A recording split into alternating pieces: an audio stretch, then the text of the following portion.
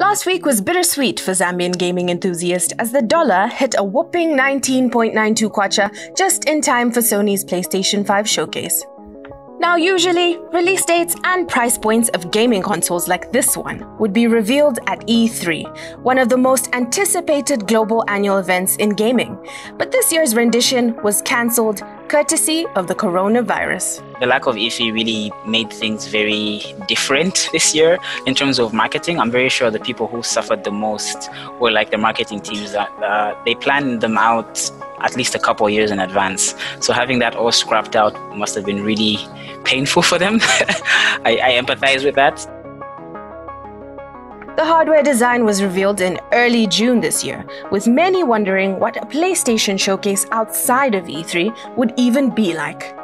Most of the big moments at E3 are like, let's say, the CEO walking out with an actual console in his hand or something, and that's very hype, like they're very proud of moments like that. Or say celebrity guests, Keanu Reeves was at the last E3. So stuff like that is what gets mainstream news to talk about the showcase and things like that. So they had to improvise and make it all digital, and at least they had like flashy backgrounds and stuff like that. They still had people on screen, but they had to improvise in a way to make it work. Easiest example I can give to a non-gamer would be something like the VMAs. The main goal of the VMAs is to be entertaining, and these showcases are also meant to be entertaining. So they have like flashy graphics, and big surprises, stuff like that. And the surprises are what most gamers are there for, like finding out what new game is coming out. Unlike their competitors, Xbox, whose standard disc version Series X has a more superior graphics card to its digital counterpart Series S, Sony took a different approach. With PlayStation, they decided to go the route where the actual innards, the technical aspects of it are not different at all. The only difference is one has a disc, one doesn't have a disc. And a slight difference would be the size of the hard drive. The physical one has 1 terabyte and the digital one has 800 gigabytes, so less by 200. That might be substantial for someone who buys many games, because you're gonna have to delete them and stuff like that. They do, however, come with the ability to add extra. You just plug in your external hard drive and you can put your games and play them on there, so that helps. I still don't have a 4K TV because they're quite expensive here. So someone like me who doesn't have a 4K TV, I can buy the Xbox Series S and I'll get the same experience as someone who has the one with the disc, the Series X. With PlayStation, it doesn't really matter what you get. You're getting the same graphical output on both consoles. The price point for PlayStation 5 is just under $500, while the digital edition costs just under $400. That's about just under 10,000 and 8,000 kwacha respectively.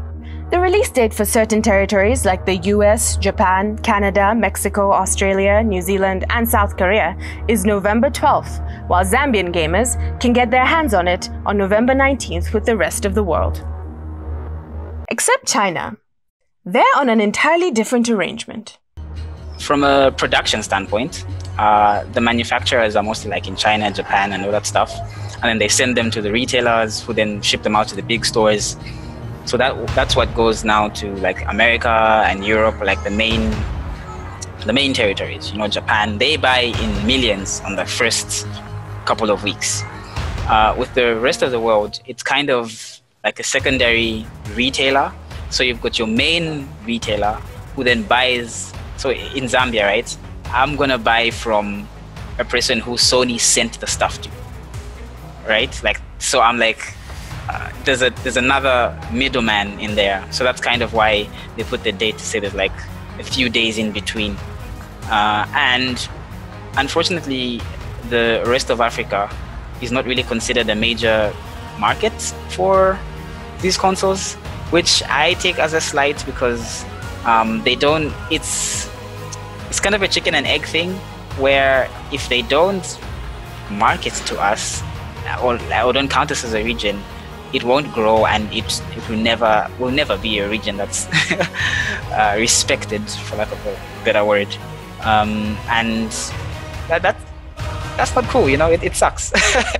It's something that we've been trying to highlight for a long time, and it's not only in terms of console launches, it's also in terms of servers. So like for multiplayer games, when you're playing multiplayer online, you're playing with people from around the world, and the only way to get a good, this is slightly technical, ping, like when I press the button, it goes to a server and then comes back to me, and that's when I see it on the screen, right? Like that's when it's like, okay, you've done the thing. So people in Europe and America have very fast ping because the servers are right there, whereas we are going to American servers, so our ping is way slower. So the experience of playing online games is worse. It has lag, like you notice, like when you're talking to someone via the internet, there's a bit of delay. American people have a very short delay. We have a very long delay, which makes playing, imagine you press pass in FIFA, but then it takes a couple of seconds for it to appear. It makes the experience bad. So fighting for that stuff has been a decade-long battle. It's still going. I know they hear and know that that's the case, but it's all about money in the end. If they don't think that it's worth it business-wise, they won't do it. Yeah, so that kind of sucks. With the China thing, so China just recently, I'd say like in the past 3, maybe 4 years, is when they allowed for foreign console manufacturers to sell their products in China.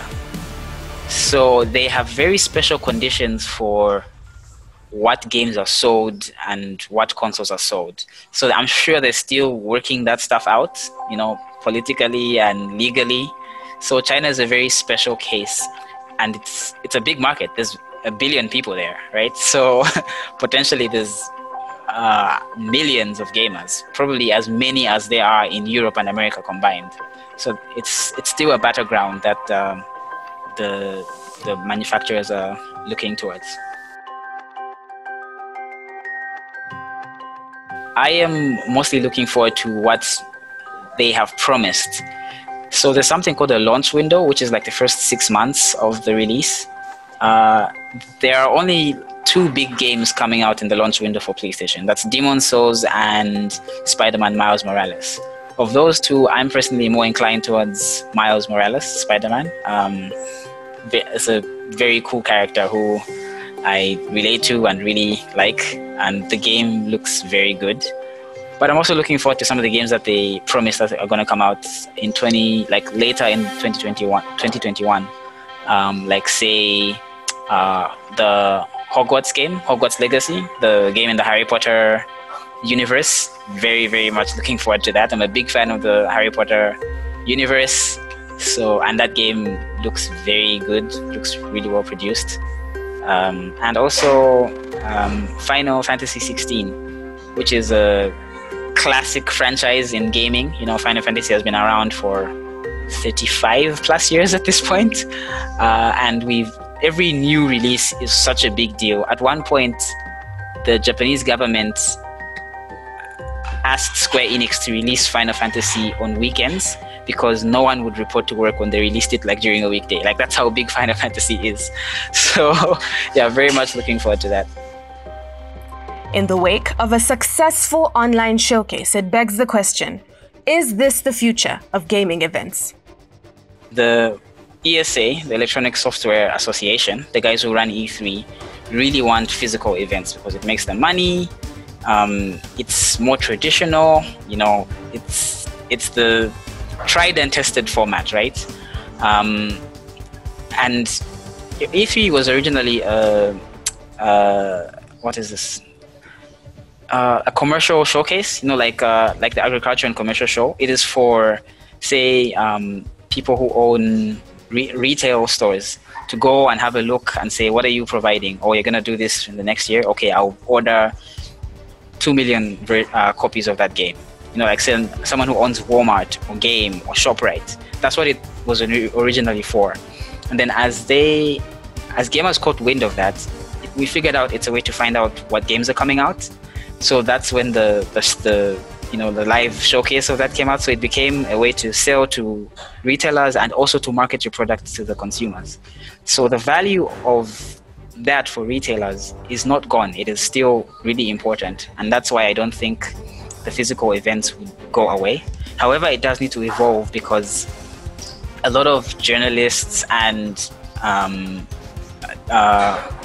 consumers didn't find the format of E3 fun for them. It was too business-like. But then you have to kind of weigh your options to be like, how do we make it modern for the fans and the journalists, but also still good enough for the retailers? It's a struggle, right? And it's also interesting because Nintendo stopped attending E3 3 years ago, and they were just doing digital showcases, and that has been very popular for them. For a long time, all these other big guys, Xbox and Sony, never did digital showcases. And since they've been forced into doing them and they've been very popular, I think E3 is still going to exist in its format, but we'll have more digital showcases because it's a direct way to go to your fans. I will be ordering one, not quite soon yet, mostly for a couple reasons. So I'm lucky enough to be a PC gamer, so I have a very good gaming PC, and most games that are coming to Xbox will be available on PC as well, and PlayStation are putting some of their games on PC, but like after like a couple years, sometimes 3 years. And the big games, the ones that you really want to play on PlayStation 5 when it launches, some of them are going to be available on the PlayStation 4. So if I have a really strong bout of FOMO, I can just buy the PlayStation 4 versions of, say, Spider-Man, Miles Morales, or Demon's Souls. Because the price is, like, our exchange rate is intense. However, I would highly recommend someone who, say, hasn't, let's say they've been saving up, or they really want to get a console right now, they really should. I think it's very valuable to get a PlayStation 5. I would say, honestly, I would say the digital version, if you have a good internet connection, an unlimited one, because the consoles the games are quite big. So if you've got an unlimited connection, I highly recommend you get the digital versions of either the Xbox or the PlayStation versions. Last week's showcase revealed just how much it would cost and when it would be available. However, deciding whether or not the PlayStation 5 is worth it for the average Zambian gaming enthusiast is entirely up to you.